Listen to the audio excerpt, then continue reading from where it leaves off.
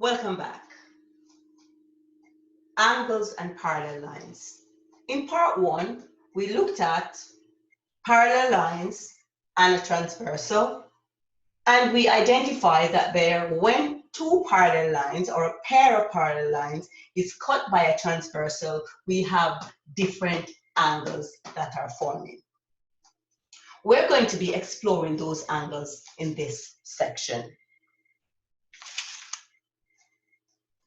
The first type of angles we're going to look at is when they're located in this area.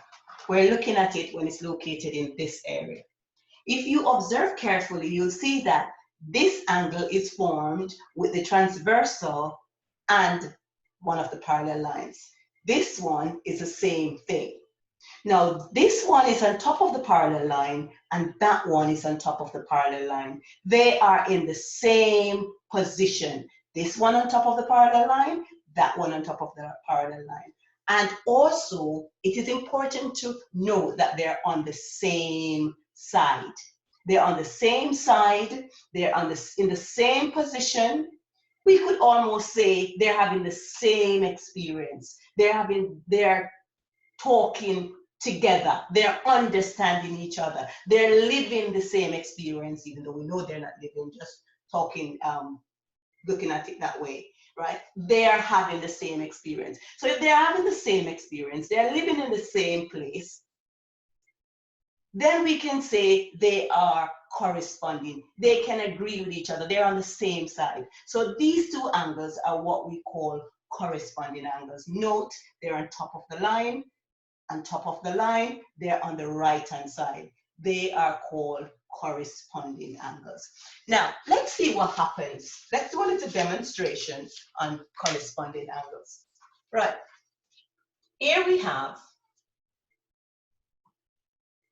a little image. These are the parallel lines, and we have one angle here and one angle here. Let's notice what happens if I take this angle and fit onto that angle there. So I'm going to take that angle and I'm going to fit it onto that angle there. What we notice is that it fits exactly onto the other angle. So here, sorry if you couldn't see that, this angle that was originally down here, I put it here and it fits exactly back onto it. So we see that they are the same size. So corresponding angles are equal. So if this is A, that's going to be A. They're equal. Likewise, this is below the parallel line. This is below the parallel line. They're on the same side. Please note that. And they're in the same position. So I could call this B and I could call that B. These two are corresponding. They're the same size, same value. These two are corresponding. They're the same size, same value. If I should come over this side, this is above the parallel line and it's on the left. This is above the parallel line and it's on my left. So here, if this is C, then this is going to be C as well. They're having the same experience. They're in the same place. So here, that is above the parallel line. That is above the parallel line. They are corresponding. They're having the same conversation. They're having the same experience. They're on the same side. So this being D, by now you should get the picture then that this is going to be D because that is below the line, that is below the line. So what we have there, these are called corresponding angles. So corresponding angles are equal. So we will have A, and this one and that one's going to be the same thing, and that one and that one will be the same thing. That's above the line, that's above the line, it will be the same size. That's below the line, that's below the line, it will be the same size.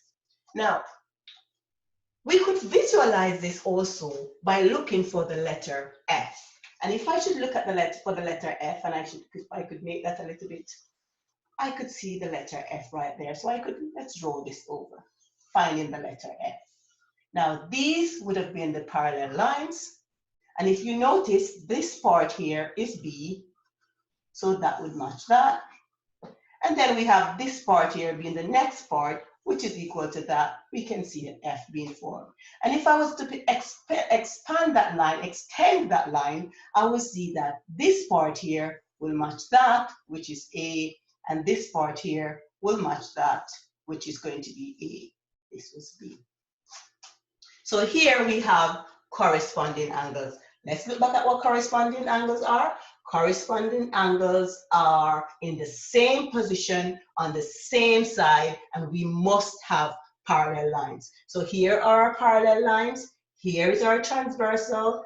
This A is on top of the parallel line, the angle that the parallel line and the transversal make, and the same angle here that the other parallel line and the transversal make. So this is above the parallel line, that's above the parallel line, they are the same. That's below the parallel line, that's below the parallel line, they are the same. So the first angle that we've looked at when it comes to parallel lines is corresponding angles.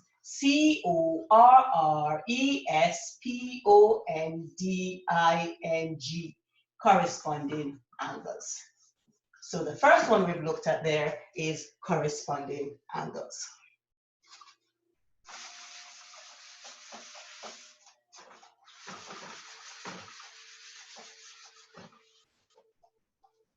The next type of angle we're going to be looking at, again, we must have parallel lines, and I'm assuming that these lines are straight and they're the same distance apart. I know they might not look that way here, but I want you to imagine that they are straight and they are the same distance apart. Here, we're going to be looking at two different types of angles, and this time we're going to be looking at the angle in this position and that position. We're going to be looking at those angles. And looking at those angles, they're not on the same side, they are not in the same position, because this is over right side and that is over the left side. So that's over my right, that's over my left. They're not on the same side. So we are saying they're not communicating, they're not saying the same thing, they are not corresponding because they're not on the same side. What these angles are called, they are called alternate angles. These angles are called alternate angles. So that's A, that's going to be A. All right. We'll do a little demonstration on that. Here we have, I want you to imagine that that is a parallel line and that's a parallel line. Now what we have here is a transversal. I want us to look at this angle and that angle and see what we notice. So if I should take this angle and fit it onto that angle, so I'm going to take it up and I'm going to turn it around here. What you notice is this angle is the same size as this angle. So this angle is the same size as this angle. Again, if I should take that angle and put it on here, you'll notice that this angle is the same as this angle. So what we have here is alternate angles, and alternate angles are equal. We'll continue more in this one in a little while.